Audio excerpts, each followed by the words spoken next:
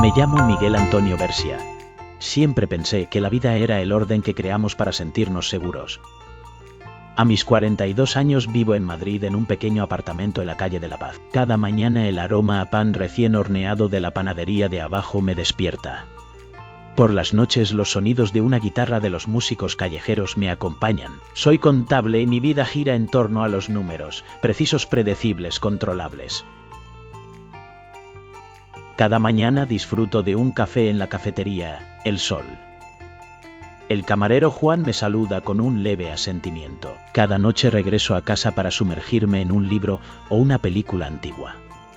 La soledad es mi refugio, mi fortaleza. En mi mundo nadie puede perturbar mi orden. Pero todo cambió cuando Alejandro entró en mi vida.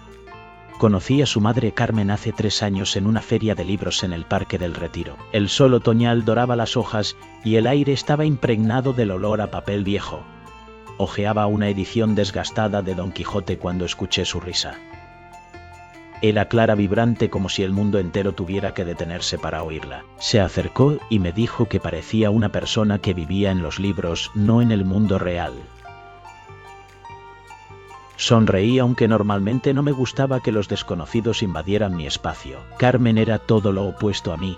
Luminosa, espontánea, llena de energía. Sabía encontrar alegría en las pequeñas cosas, en el aroma del café, en una melodía casual, en la sonrisa de un transeúnte.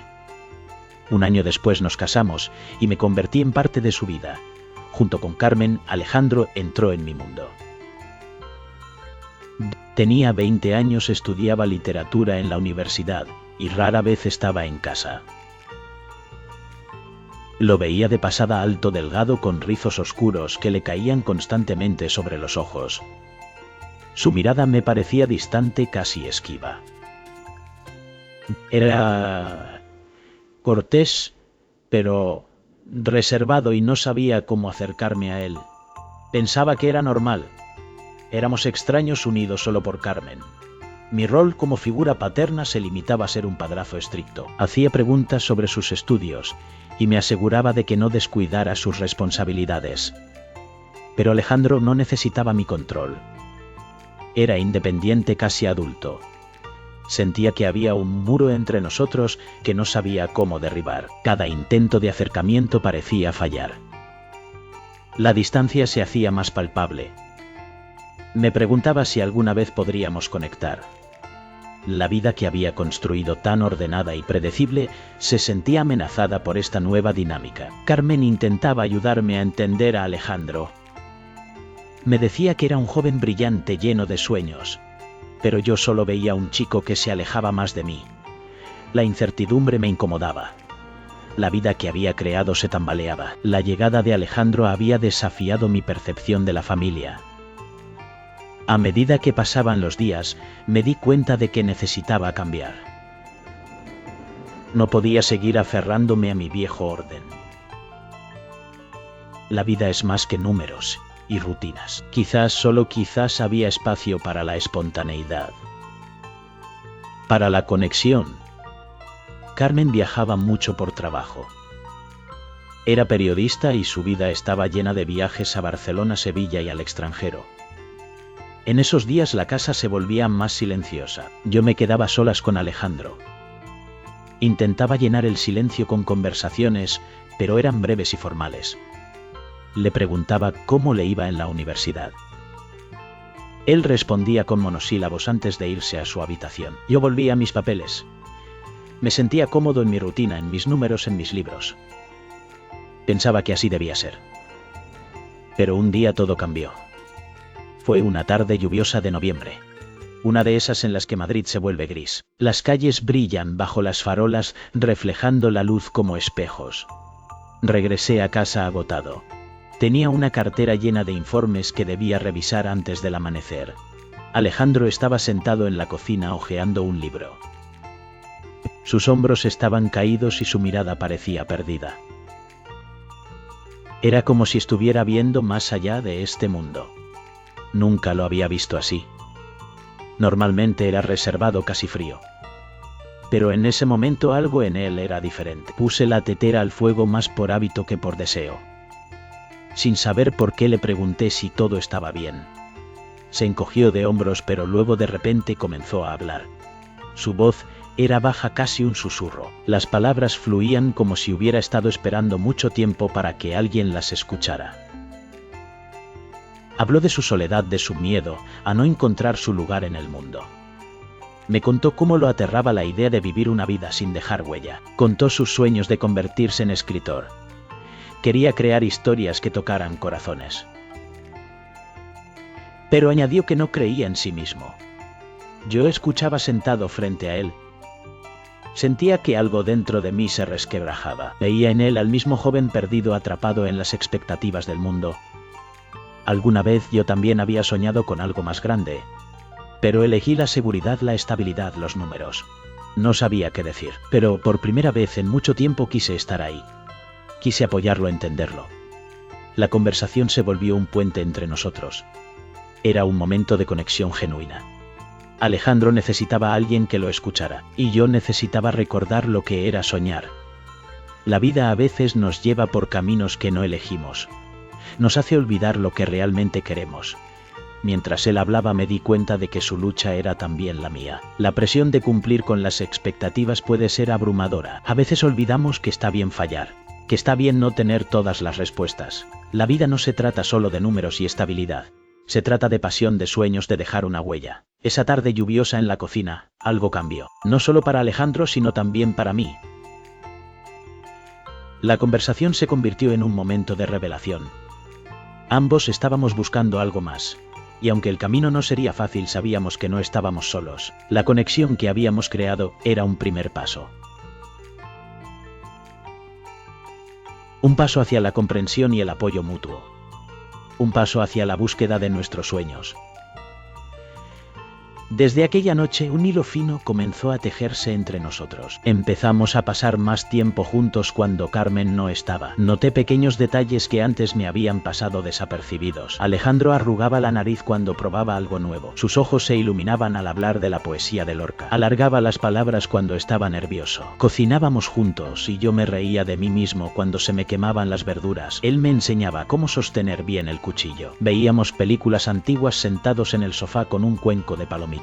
Discutíamos si Almodóvar era mejor que Buñuel. Yo le enseñé a hacer una tortilla perfecta y él me mostró cómo escuchar música como si fuera lo único que existía en el mundo. Alejandro no era solo mi hijastro, se convirtió en mi amigo, mi compañero en este extraño baile de la vida que había evitado durante tanto tiempo. Empecé a esperar su regreso de la universidad. Sus historias, su risa, todo me llenaba de alegría. Pero con esa calidez llegó también algo más, un sentimiento que no podía explicar. Era como una brisa cálida que roza la piel, pero no sabes de dónde viene. Notaba que mi corazón latía más rápido cuando sonreía. Atrapaba su mirada y no quería apartarla. Eso me asustaba. Estaba casado, era mayor, era su padrastro. Esos pensamientos no me dejaban en paz, pero no podía detenerlo. Un día de otoño decidimos pasear por el Parque del Retiro. Las hojas caían lentamente cubriendo los senderos con una alfombra dorada. El aire olía a humedad y hierba marchita. Había algo reconfortante en ello. Alejandro hablaba de un proyecto universitario. Estaba escribiendo un ensayo sobre el amor en la poesía del siglo XX. Su voz era viva, llena de pasión, y yo lo miraba incapaz de desviar la vista. De pronto se detuvo. Se giró hacia mí y dijo que yo lo hacía feliz. Sus palabras eran tan simples, pero me golpearon como un relámpago. Me quedé paralizado sin saber qué responder. En ese momento entendí que lo amaba, no como padrastro, no como amigo, sino como una persona que ve en otra su destino. No sabía cómo vivir con eso. Temía destruir todo. La familia, la confianza, la vida que habíamos construido. Pero Alejandro, como si sintiera mis dudas, tomó mi mano. Sus dedos eran cálidos, y no me aparté. Nos quedamos en silencio mirando el lago donde se reflejaban las nubes. Ese silencio dijo más que cualquier palabra.